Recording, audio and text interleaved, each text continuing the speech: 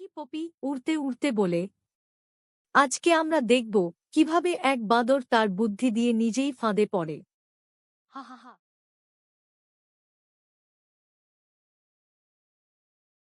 বাঁদরমণি নিজের গালে চাপড় দিয়ে।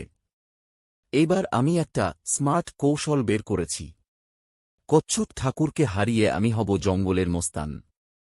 কিন্তু হারানোর জন্য আমাকে অনেক কঠিন কচ্ছপ ঠাকুর ধীর গতিতে হাঁটতে হাঁটতে, মণি আবার কি চালবাজি করছো রে?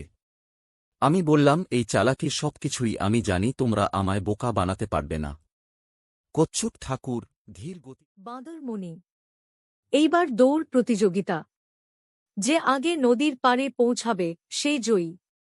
পাখি পপি হাসতে হাসতে, দুইজনেই সাঁতার জানে না, কিন্তু নদী পাড়ি দিবে। অনেক অনেক সুন্দর, আমি এই প্রতিযোগিতায় রাজি আছি। কি কি মজা, ওরা দুইজনই সাঁতার জানে না, ওরা আবার নদীর পাড়ি দিবে। বাঁদরমণি, এইবার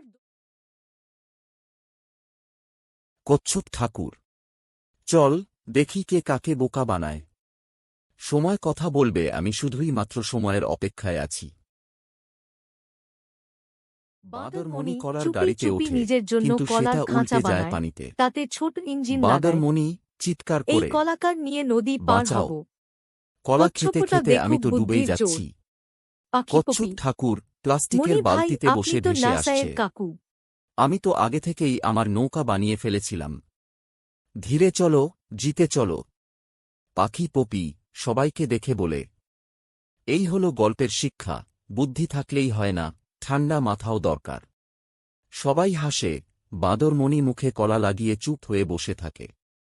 বলো, কেমন লাগল? চাইলে আমি আরও মজার পর্ব নিয়ে আসছি, সাথেই থাকুন। বাঁদরমণি বাঁদরমণি কলার চুপি গাড়িতে চুপি ওঠে, নিজের জন্য কিন্তু কলার সেটা খাঁচা উল্টে যায় বানায়, পানিতে। তাতে ছোট